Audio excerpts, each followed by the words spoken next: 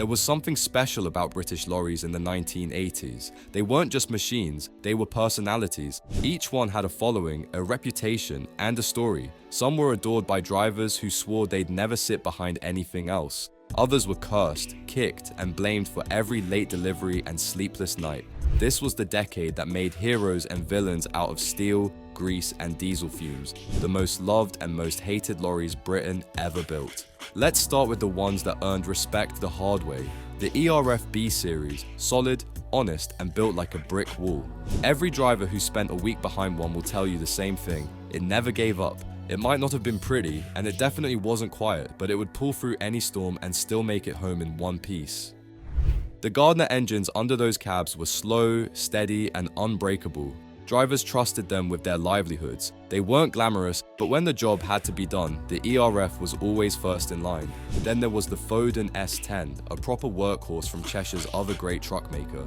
The Foden had a reputation for being a driver's lorry. Smooth gearbox, strong chassis, and a cab that felt built around you, not against you. It wasn't the fastest, but it had something few trucks ever did: heart. Foden loyalists treated their rigs like family. When Packer eventually bought the brand years later, drivers said the trucks lost their soul. But in the 80s, a Foden badge still meant pride. You couldn't talk about love without mentioning Scammell, the last of the British big beasts. The Scammell Routeman and later the Commander were monsters, built for serious hauling. They weren't comfortable, they weren't refined, but when you needed raw muscle, nothing else came close. Heavy hauliers still say a Scammell could drag the planet if you gave it enough rope. Every driver who manned one wore that badge like a medal. And then came the Leyland Road Train. Depending on who you ask, it was either one of the best trucks Leyland ever built or the start of the end. On paper, it was brilliant, aerodynamic, efficient, a sign that British trucking could go toe-to-toe with Europe. And when it worked, it really worked. But early models suffered from electrical faults and cheap fittings. Still, the drivers who got good ones loved them. They looked modern, drove well, and gave Leyland fans a reason to hold their heads high for a while. But for every truck that won hearts, there were those that broke them, and few did it more dramatically than the Bedford TL. Bedford had been a household name for decades, but by the 80s it was falling apart. The TL tried to modernize the brand with a fresh cab and updated features, but underneath it was the same old story. Underpowered engines, constant breakdowns, and a cab that rattled like a toolbox on wheels. Drivers hated it. It became the punchline of countless roadside jokes. For many, it marked the moment Bedford lost its place in the industry. Another lorry that split opinions was the Leyland Buffalo. It looked the part, it sounded the part, but it drove like a nightmare. Poor reliability, electrical gremlins, and an engine that needed constant babying turned it into a mechanic's dream and a driver's curse. Some said it was ahead of its time, others said it should have never left the factory. Either way, it earned its spot on the most hated list with pride. Then there was the Seddon Atkinson 401. It had its fans, but for most drivers, it was a love-hate relationship. The 401 was rugged and handsome, but plagued with issues. Some had leaky cabs, others suffered from poor build quality after the International Harvester takeover. Long hauls in one could feel like a punishment, yet there were those who swore by it, men who tuned them up and ran them into the ground because, when treated right, they could still do the job. The 401 proved that sometimes loyalty runs deeper than logic, and you can't forget the Leyland Terrier, a small truck that looked cheerful but broke spirits. It was supposed to be Britain's answer to the light delivery market, quick, compact, and efficient. Instead, it became known for weak suspension, cheap fittings, and gearboxes that felt like stirring porridge. Many hauliers avoided them altogether, saying they spent more time in the workshop than on the road. It became one of those trucks that even loyal Leyland fans tried to forget existed. At the top of the favorites list sat the DayF 2800. Technically not British, but by the mid-80s it had become a common sight on UK roads, and British drivers adored it. It had power, comfort, and reliability, all the things they wished the homegrown trucks had kept up with. Many old-school hauliers who'd started in an ERF or Foden quietly switched to DAFs because they simply made life easier. For the first time, British drivers realized what continental comfort really meant. A cab that didn't shake your bones, and an engine that didn't need prayers to start in winter.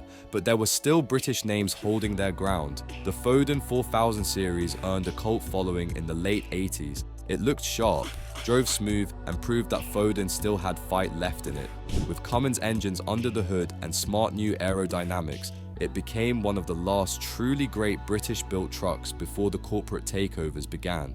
Drivers said it was the perfect mix of muscle and manners, a real driver's lorry. If the two-stroke experiment had nearly sunk Foden earlier in the decade, the 4000 was the redemption arc. The ERF E14 also kept the flame alive, fitted with Cummins power and built with typical ERF honesty. It was one of the few homegrown trucks that could still stand tall against Scania and Volvo. Fleet owners loved the fuel economy, and drivers loved how simple it was to maintain. It wasn't flashy, but it never pretended to be. For many, the E14 represented the last era when British trucks were still made by people who actually drove them. But for every hero, there was a villain. The Leyland Freighter was meant to modernize Leyland's mid-weight range, but it ended up infamous for electrical failures and poor build quality. Mechanics joked that freighter referred to how often they had to freight new parts just to keep it moving. It became one of those trucks that looked better in the brochure than on the road. For drivers who'd grown up with the dependable Leyland Beavers and Hippos of the past, it was painful to see how far things had slipped. Then there was the Ford Cargo, another truck that divided opinion down the middle. Some praised it for its handling and design. It was light, tidy, and perfect for city work. But long-haul drivers hated it. The cab was cramped, the engine screamed at motorway speeds, and the suspension could turn a cup of tea into an earthquake. It was a truck built for efficiency, not comfort. Fleet bosses loved it, drivers didn't. Even the mighty Scamel name suffered by the end of the decade. Once the symbol of British brute strength, its final models, like the Contractor and Crusader, were fading out as new European heavy-haul trucks took over. For heavy haulage men, watching Scamel die off was like watching an old prizefighter retire. There was respect, but there was sadness too. No one built trucks like that anymore. Raw, mechanical, unapologetic powerhouses. Meanwhile, the Sedan Atkinson Strato tried to carry the torch into the modern age. It looked futuristic for its time, with its sloped cab and sleek lines, but it was built on a patchwork of old parts.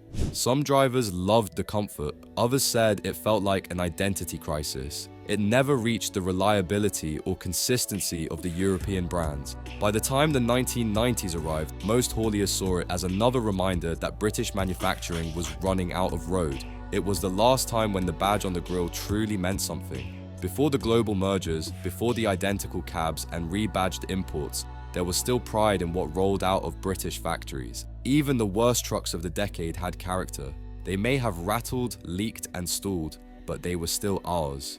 Ask any old driver today, and they'll tell you, the 80s were the years when Britain still had a fighting spirit on the road. You had to love your truck or hate it. There was no in between.